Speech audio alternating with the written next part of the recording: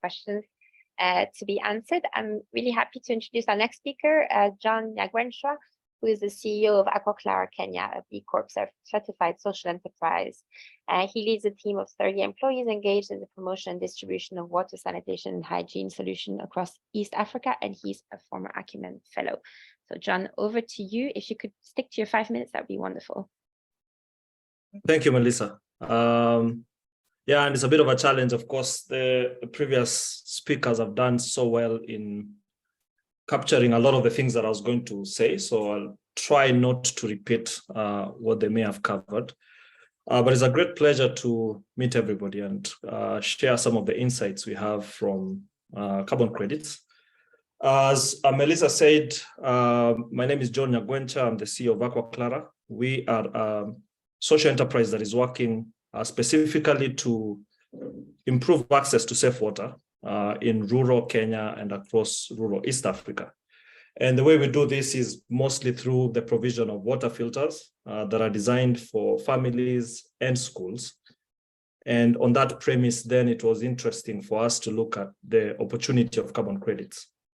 We started this journey around 2012, and specifically because we were targeting communities that are living on less than $5 a day. There is a big limitation on how much money we can charge and how profitable the business can be.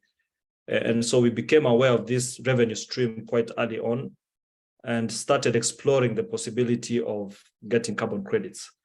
But I think because we are quite early on in the scene, we ended up being guinea pigs for Gold Standard as they were developing the methodology, and some of the methodologies that were quite idealistic but not quite practical. We had to go back and forth to end up with procedures and methodologies that would actually work for a field setting in rural Kenya. And through that, I think Thais did a good job of laying out the timelines that would be expected, and it kind of matches quite well with our experience. But around 2013, I believe we started getting carbon credits, and we just recently finished our 10-year project and have now transitioned into a new 15-year project that is renewable every 5 years, still under Gold Standard. And so the process can be quite lengthy, is what I would say. It does need a lot of investment in time and resources, money, people, to get everything done. But depending on the scale, and the feasibility study will reveal whether the scale is sufficient, it can be a very significant revenue for organizations like our own that are trying to reach people that are earning $5 or less, that need to be reached through a business model where they are paying for these solutions and then have ownership. Some of the benefits that Christelle talked about are things that we've also seen.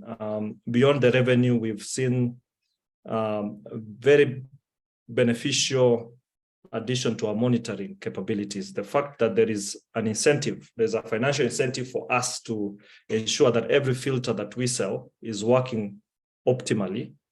The incentive to make sure that we understand what these customers are, where they are located, how they are interacting with these products, I think has been very beneficial. And the data that we collect from there enables us to have additional insights on the customers, which is beneficial for us to improve if it's the product or the processes that we're using, but increasingly to look at those customer relationships as something that we can also use to target them with additional products.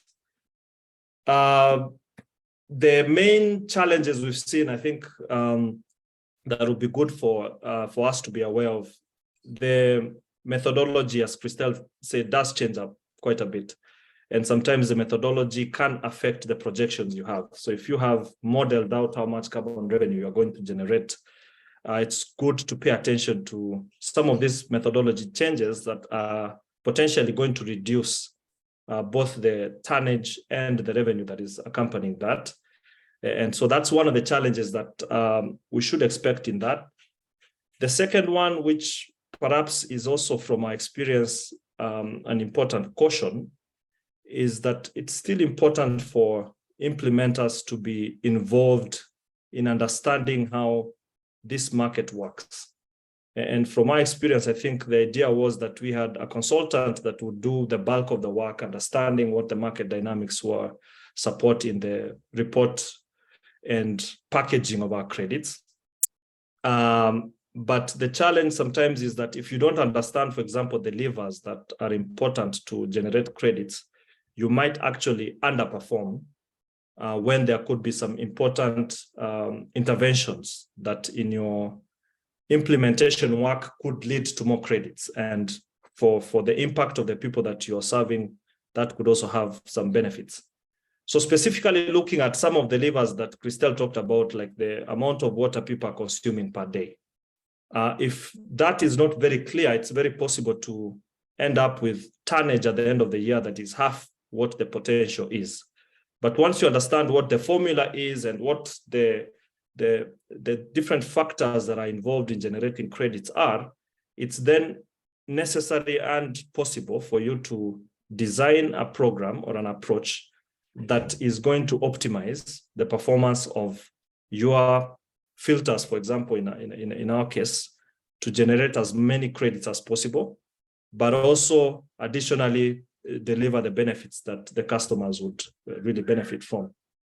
And so for us, I think that was a lesson that we learned a bit late, that we needed to have an education program, for example, that accompanies the sales that we are doing to ensure every customer understands the need to keep their filter clean, the need to drink as much water as possible. And that then obviously means more carbon credits for us, but better health outcomes for the people that we serve. The final tip I would have is to look at the partnerships that we develop. It's going to be important, of course, for us to look at this as something that we need support to achieve as implementers. From my experience, it's depending on our scale, it's not going to be possible for you to take on these things in-house.